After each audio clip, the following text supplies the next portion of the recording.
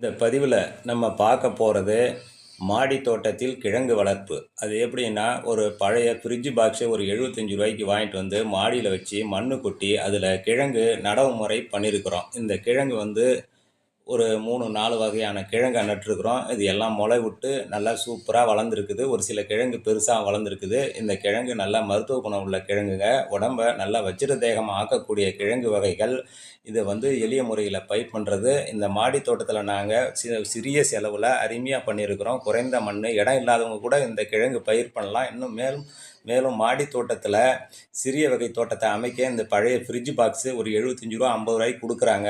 அது தண்ணியை கீழே விடாது, ஒரு ஓட்டை இருக்கும். அந்த தண்ணியை மட்டும் வடிகட்டுறதுக்கு பயன்படும். அந்த ஃப்ரிட்ஜ் பாக்ஸில் செடி வளர்க்கலாம், மாடி தோட்டம் அமைக்கலாம், கீரை வளர்க்கலாம், எல்லாமே வளர்த்து பயன்பெறலாம்.